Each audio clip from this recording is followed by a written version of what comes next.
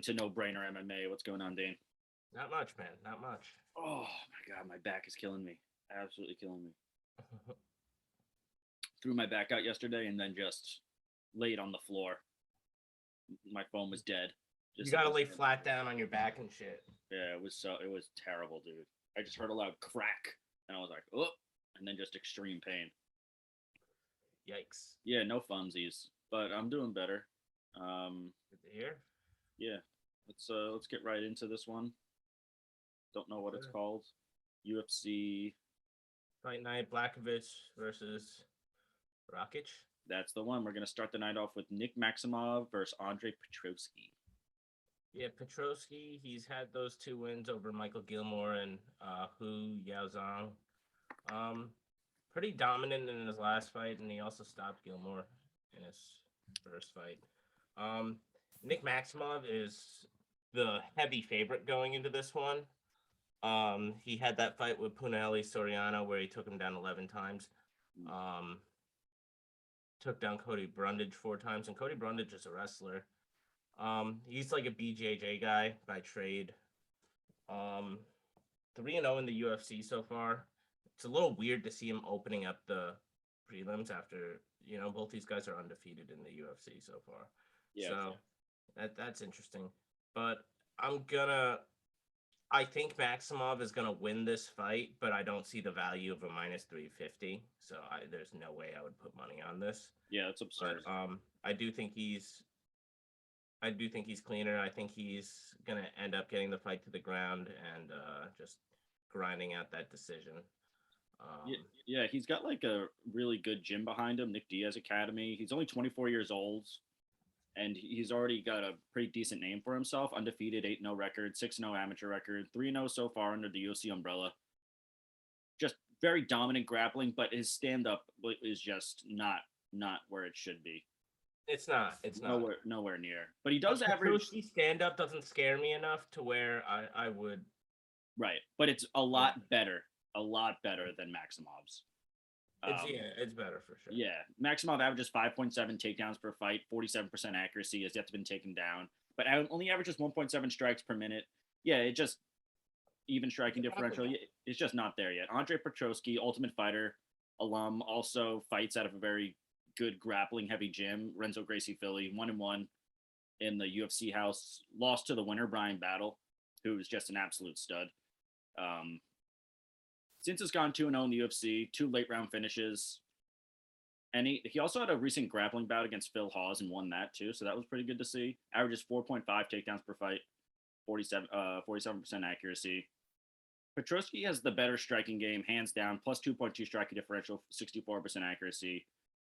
More active in his strikes, technical, more explosive on the feet. Maximov has a ton of hype, and I think that's the odds makers are noticing that. And he's got the Diaz brothers behind him, like the 2 biggest names. So I get why they're so bloated, but I'm actually going to start the night off with the underdog, and I'm going to take Petrovsky. I like it. I mean, yeah. I like that you have the balls to do it at least. Yeah, well, the money's there, and I think it's a lot closer than that. So I'm not confident, but it's worth it. It's worth taking the risk. Yeah. All right, so we're disagreeing on this one. Dan's going to go Maximov. I'm going to go Petrovsky. We're going to move right into the next one. Tatsuro Tara versus Carlos Candelario. And I'm going to start with Taria. Make his UFC debut, 10-0 undefeated record, 8 of those ending by finish. Undefeated 9-0 amateur record. Only 22 years old. Already has been the Shudo flyweight champion. Has actually even competed at strawweight, which is just crazy. And because he's actually a pretty big guy.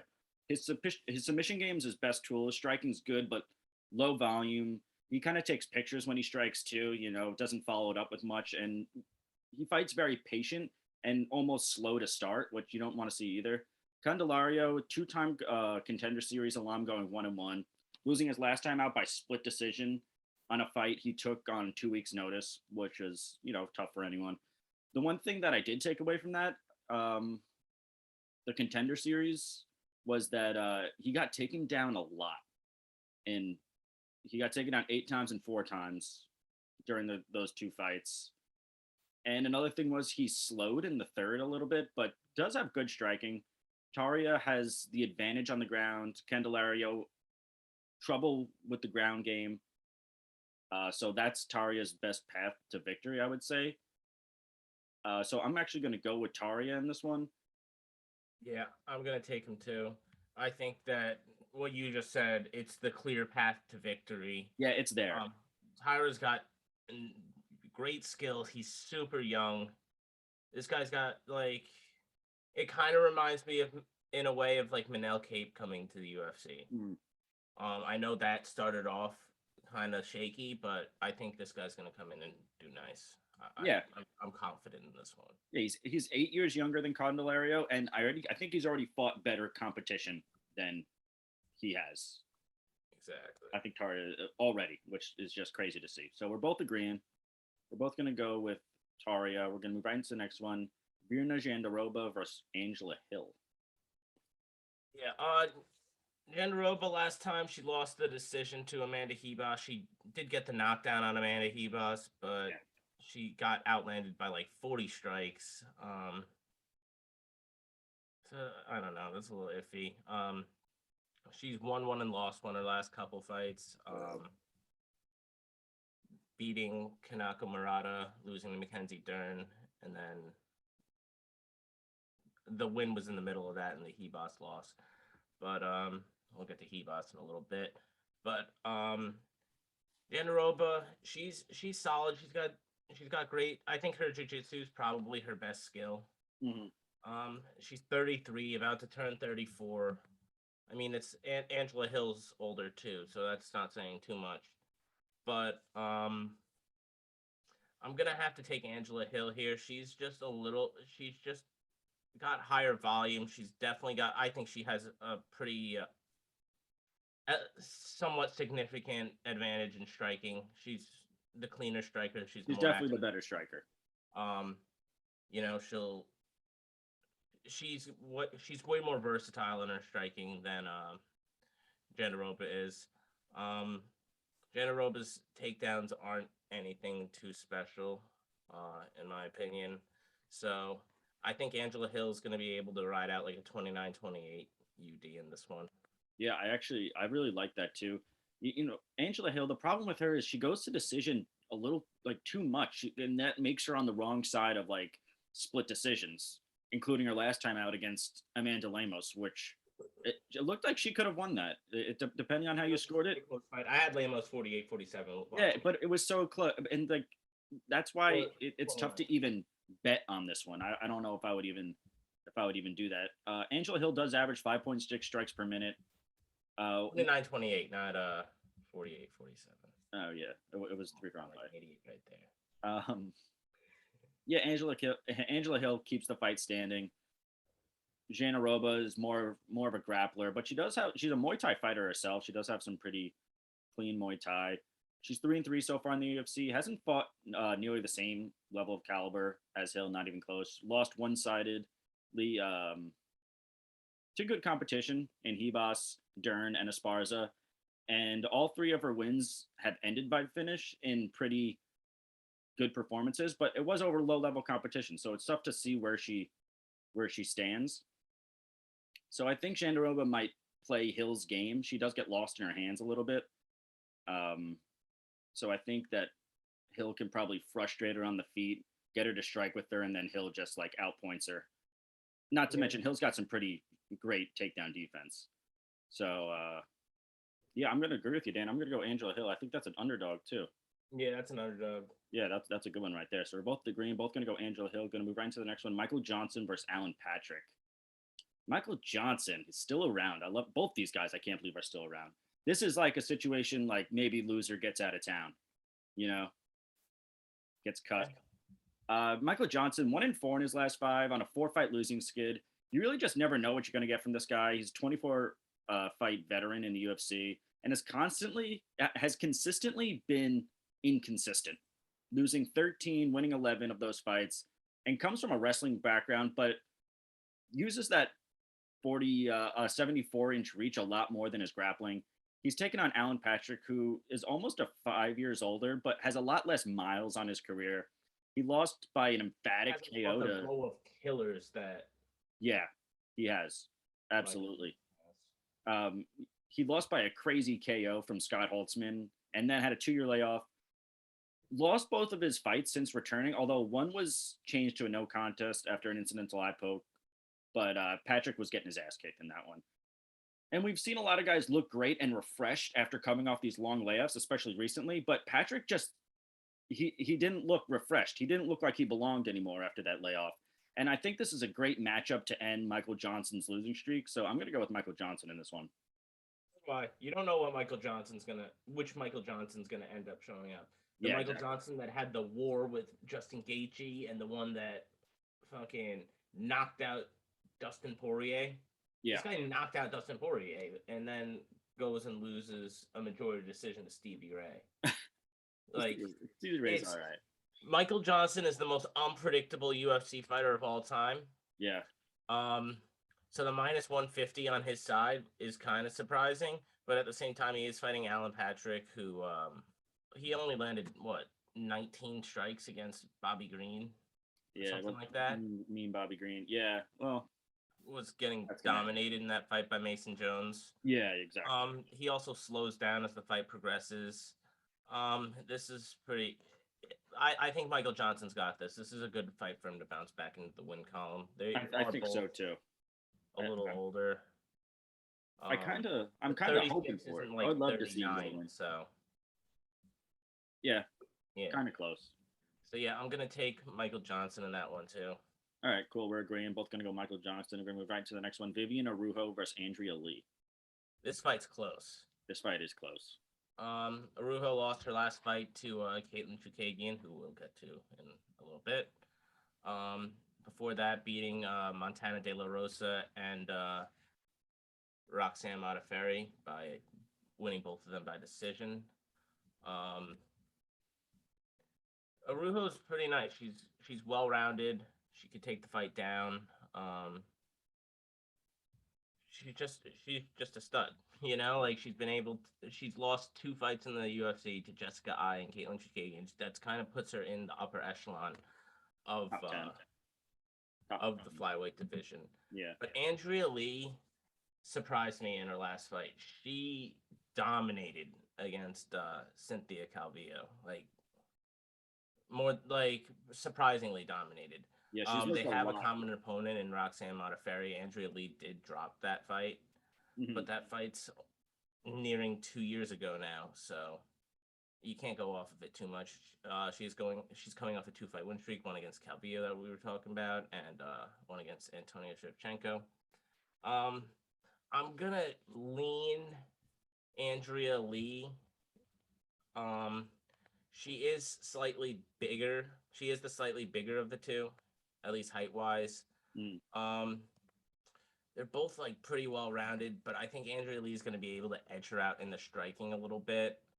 Araujo is very tough to take down. I don't think that's going to be the move. I think that Andrea Lee just needs to land the more significant strikes. But she was able to do so in that Calvillo fight, so we'll see what happens. But I'm going to take Andrea Lee. Yeah, this one's super tough. Andrea Lee has gained a lot of respect. I thought she was going to be out of the UFC, and she gained I think she's on a 2-fight win streak right now, both by finish. Kind of has turned the narrative in the other way. Well-rounded, like you said. She had a mid-late career resurgence right there. Yeah, she did, for sure. I thought she was out for the count. But she's very well-rounded. Well, both girls are, but Andrea Lee has backgrounds in karate, Muay Thai, Judo, BJJ.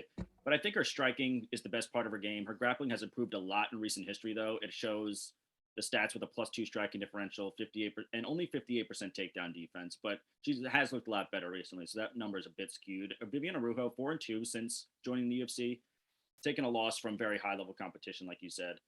She's very well-rounded, more of a grappler, I would say. Backgrounds in BJJ and Lucha Libre. Averages 2.1 takedowns per fight at 60% accuracy and 94% takedown defense, and has stuffed 18 of the 19 takedowns attempted on her so far. Brawling stand-up fight style, willing to take a punch to land a harder punch. She's a very hard hitter, but she does get lost in that a bit. She goes for more power punches, which was the reason I think that she lost that Chookagian fight. She was just getting outpointed, and then she was just looking to knock her out. Chookagian, just landed the cleaner strikes. Yeah. That being said, I like Arujo in this fight. Lee struggles with the takedowns, has in the past. I think that's going to be Arujo's. She's probably going to play it safe after her last loss, grind out a nice win here using her grappling. So I'm going to take Arujo in this one. I like it. Well, disagreeing again. I can't blame you. This one's tough. Yeah, it's pretty interesting fight. So I'm gonna go Arujo. Dan's gonna go Lee. Right into the next one. Jake Hadley versus Alan Nazimento. Jake Hadley, 8-0 pro record, coming off a contender series, back and forth fight, ending in a Hadley sub. Very young, only 25 years old, but not green to say the least. He's the former Cage Warriors and EFC flyweight champ. Not to mention has fought good competition in Bellator. But his contender series fight was not impressing at all, and it was a close fight. And his opponent was only 5-0 at the time and very green, so that was like tough to see. And after he was signed on that contender series fight, I read this. Mick Maynard and Sean Shelby both disagreed with the signing of this kid. They both Dana White signed him, and both guys were like, had their hesitations about it, which I thought was pretty interesting. He was supposed to make his UFC debut in London, but had to withdraw from injury, and the injury was never made public. So that could be a little concerning too. He's taken on Alan Nascimento, 0-2 so far in the UFC. Both were very close split decision losses. One with Rulian Paiva, where he outstruck him in every round, and I didn't see how he could have lost that. And Tagir Ulanbekov, and Tagir had a ton of control time, but Nascimento really showed his great Muay Thai. He's a black belt in Muay Thai. And he evened up the rounds, even with all that control time, which was super impressive to see. And now Nascimento needs a win here. I think Hadley will struggle with Nascimento striking, so I'm riding with Nascimento in this one. Yeah, I'm going to go the opposite. Nascimento has a 16% takedown defense, which is atrocious. It's pretty bad. Only 2 fights, though. It's only been over the course of 2 fights. I know, but that's like that means he's stuffed like 1 of 7 or 1 of 8. Yeah, he also he pulls guard a lot, so that could be it too. And it's gonna make you lose fights, you know. Yeah. That's one thing that I've always been pretty consistent on. I have enough faith in Jake Hadley. Right. This is another flyweight prospect to watch. Like, I think if Hadley and Taira both get a win, like maybe match them up against each other. That could be interesting. Yeah, I like Jake Hadley's potential. I think his performance on the contender series has been. I mean, Nascimento did look decent against Paiva in that fight, but the loss to Ulanbekov, it put a couple of questions in my mind. I'm gonna have to go with Jake Hadley in this one. I believe in his. I think that this guy is gonna be a real prospect, and he's gonna be pretty dangerous. I think he's gonna be able to take the fight down to the ground and control it from there. I like the decision. That's either it's going to go one way or the other. You know, it's either going to be a grappling or Nascimento on the feet, or grappling by Hadley. Basically, that's the two endings to this. That's what I see, at least. So we're going to disagree. Dan's going to go Jake Hadley. I'm going to go with Alan Nascimento. We're going to move right into the next one, which is Frank the Tank Camacho versus Manuel Torres. You want this one? I'll take this one. Yeah, Frank Camacho, 1-4 in his last 5, has been out for nearly 2 years, most recently coming off a Justin James only win inside the octagon when he got KO'd in the first round. Besides that last fight with James, he did fight a murderer's row of competition: Drew Dober, Jeff Neal, Beneil Dariush, and that was at 170, and now he's coming back to 155, or has been, at least for one fight. That being said, he's a ball of energy in the octagon, averages 6.7 strikes per minute, does have a negative striking differential, so he takes a decent amount of strikes, over 7 strikes per minute, a lot of damage. And also he's moving back to 155. I think that weight cut is a little bit too much for him. He looks a step behind compared to when he fought his early career at 170, when he came in and he had 3 fight of the night performances at 170 when he started his career.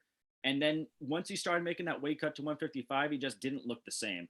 He's taken on Manuel Torres, who's making his UFC debut after a first-round KO in the Contender Series. He's finished 11 of his 12 wins, 6 by KO, 5 by sub. Currently riding a 3-fight winning streak, all first round stoppages with none of the fights even reaching longer than 2 minutes and 15 seconds. The level of competition here, though, is drastically different. Torres fighting far less high level competition, not even close. But that being said, I like him in this. Higher ceiling. He's got a lot more, he's more active, and he's had a lot of good performances more recently. So I'm going to go with him in this one. Yeah, you can tell the UFC set this fight up for Torres. Yeah, it's definitely better for him. Yeah, there's not much I need to go into more. Camacho has been stopped by submission and has been knocked out. Yeah. He's been knocked out multiple times in the UFC. Mm-hmm. I feel like this is a fight for Torres to just show what he's got. Show the UFC, and the UFC's trying to build this guy's name. That's how I see it. So yeah, I could see that too. So I got Torres in this one. Yeah, we're both riding with Torres. And we're gonna move right into the next one. Katlyn Chookagian versus Mandy. Yeah, Katlyn Chookagian. I'll start with Mandy. Mandy, okay.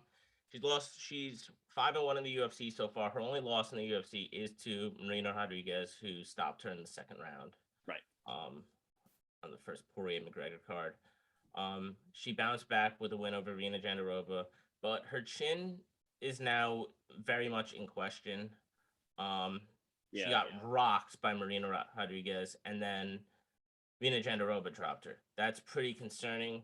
And when you're going into the upper echelon of the 125 division, which isn't like saying you're in the upper echelon of the 135 or the 115-pound division. This is clearly the weakest besides featherweight in the UFC. Chookagian, the murderers she's faced in her last, just the murderers she's faced in general. Jessica Andrade, Valentina Shevchenko, Viviane Araújo, Jennifer Maia. She's won her last two against Araújo and Maia. She won pretty convincingly, I'd say, in both fights. Yes, I agree. As much as I like Hebos, I don't love this fight for her. She's a 115er moving up to 125 to face the best gatekeeper, one of the best gatekeepers in the women's divisions. So I'm going to take Katlyn Chookagian. I think she could maybe even get a TKO, but it's probably going to be a decision. Yeah, Chookagian 4-1 her last 5 on a 3-fight winning streak. Only loss coming from Jessica Andrade, who I think is a top 3 strawweight. She's gone to decision in 82% of her wins. Her fight style is kind of conservative, doesn't really put herself in danger too much, and basically outpoints her opponent for 3 rounds and rides a decision, basically. She does throw a lot of empty punches, though. For example, she threw 300 punches against Viviane Araújo, only landed 135. And in the fight before that against Cynthia Calvillo, she threw 230 strikes and only landed 69 at 30%. Uses that jab a lot, especially with grapplers, so I do expect to see that in this one. Amanda Hebos, also 4-1 her last 5, coming off a great comeback win against Jandiroba. Got knocked down early in the first, and then came back for rounds 2 and 3 one-sidedly. So that was good to see that she was able to come back from adversity, and put on the best striking performance in that third round that she has in her entire UFC career, landing 55 shots, stuffing 3 takedowns. It was definitely great to show her power through that. I think Hebos definitely has the more well-rounded game, and she is a hard-hitting striker, even though that she is very good at grappling. Averages 2 takedowns per fight at 47% accuracy. And Chookagian has been taken down in 3 of her last 4, only 55% takedown defense, and has been TKO'd in her last 2 losses. I think Hebos has the power and the grappling on her side, so I'm going to roll with her in this one. All right, cool. We're both we're going to disagree again. For me. What'd you say? We're going to disagree again. Dan's going to go with Chookagian. I'm going to go with Hebos, and we're going to move right to Hebos. What? Look at you going Hebos. I know, dude. I'm buying into this one actually. I think this is not bad for her. The next one, Louis Smolka, Davey Grant. I don't normally give lock of the night ever. I think it kind of like jinxes it, but I am very, very confident in this next one. Davey Grant has had Davey Grant. Oh yeah, that's my boy, Davey Grant knockout. I'm all in on Davey Grant in this one. He's fought 2 very tough close fights, including a split decision over Adrian Yanez that was razor thin his last time out. Currently riding a where the fuck was I? A 4-fight performance or fight of the night awards streak. He was a little submission prone to start his UFC career. He was subbed in 3 of his first 4 fights, then developed his grappling game a little bit, gets more takedowns than ever now, and defends more at a higher rate, which is great to see. Not to mention is tough as they come and hits very, very hard. Louis Smolka, he kind of had the opposite career of Davey Grant. He started his UFC career red hot. Then the second half of his career really slowed down drastically, winning 5 of his first 6 and then went 3-7 up to this fight. And has been finished in his last 3 losses, all in the first round. And that's how I see this fight going. I think Davey Grant's able to get a stoppage here, bottom line, and I'm going to lock this one. Yeah, I think I said it before. Davey Grant, left hook. I love it. Yeah, Davey Grant's so fun to watch. Unbelievably fun to watch. But, yeah, are you going to agree with that one, Dan? Yeah, I got you. All right, she's riding with me. We're both going to go Davey Grant. And we're going to move right into the next one. Do you want me to take this one and you get the main event? No, you got the main event. All right, cool. Take it away. Yeah, we got Ryan Superman Spann versus Ryan Cutelaba. I don't know what's happening to me. Yeah, Spann lost his last fight to Anthony Smith, where Anthony Smith dropped him and then ended up choking him out. He's been battling off wins and losses, beating Misha Kirkinov by stoppage, losing to Johnny Walker. And before that, he had like a nice little 5-fight winning streak. Not against the greatest competition, but, still solid. Cutelaba, he had that 3-fight losing streak before he beat up Devin Clark. Just dominated that fight pretty easily. The main thing in this fight is going to be Cutelaba's. He's going to be shooting for takedowns. That's going to be the difference maker in this fight, is whether or not he gets them. Spann doesn't have the greatest takedown defense, but he hasn't been taken down in like 5-6 fights, I believe. Since the Devin Clark fight, I don't think he's been officially taken down. So I do have some faith in that. Ryan Spann's power, though, is also an X factor. We haven't seen a Ryan Spann knockout in over a year. I know he's only fought once in that time, but I feel like we're overdue. I kind of like the underdog Ryan Spann by knockout, too. Yeah, this one is... I'm going to go the other way, actually. I don't blame you. We only have 6 minutes left on this. This is saying to me 7 minutes left. What does upgrade mean? Oh, it's the dumbass Zoom shit. When did that happen? We're gonna run out of time, so we gotta go right through this. Holy shit! Ryan Spann 3-2 in his last time out. Had a very tough outing against Anthony Smith. Was knocked down twice in the first. Was knocked down for the first time since his first Contender Series fight. 9 fights 4 years ago at the time. He was very dangerous. He's always very dangerous when he fights on the feet, but he's a notorious slow starter. Usually just feels out his opponent in the first. 4 of his last 6 fights haven't seen past the first round. And the last time we saw him in the third was against Sam Alvey, and Alvey won that third round for sure. So he does slow a bit. And he's taken on Ian Cutelaba, who is an Energizer bunny, who's 2-2-1 in his last 5, with those 2 losses coming from the surging Magomed Ankalaev, so you can't blame him for that. His grappling recently has been off the charts, recording 17 takedowns in his last 2 fights alone at 56% accuracy, suffocating grappler, relentless pressure. He's also crazy and has a great killer instinct. So I'm actually going to go the opposite way. I'm going to go with Cutelaba in this one. Blame you? Yeah, I don't like Ryan Spann outside of the first round, basically. And he's even slow to start that. So it really, he doesn't have too much going for him on his side. So we're going to disagree. Dan's going to go Ryan Spann. That much, but I just see a knockout for some reason. I don't trust my vision that much in this one, but I could see it happening. Yeah, that's where his chance are to win, right? Is knockout. That's what he's got. Otherwise, no way. But Dan's going to go Ryan Spann. I'm going to go Cutelaba. We're going to go right into the main event. Jan Błachowicz versus Aleksandar Rakic. Very excited for this next one. I'm actually kind of stunned that Rakic is the favorite. I think it's absolutely disrespectful of the odds makers to do that to Błachowicz. I don't think that highly of Jan. I'm sorry. I don't think that highly of Rakic.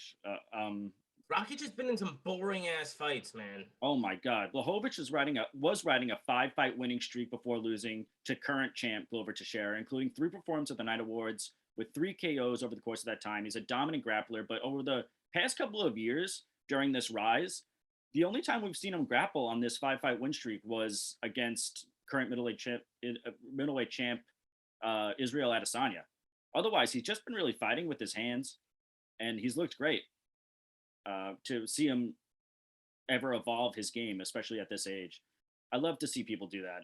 Because he's no spring chicken. He's taken on Aleksandar Rakic, 4-1 his last 5. Only loss coming from Volkan Ozdemir, who's good competition, but nowhere. I don't think he's elite to at all. Jan has faced much high level of competition, but he is a decade younger. Only 7 fights so far in the UFC. He's a striker, Muay Thai fight style, great lower leg kicks, +2 striking differential.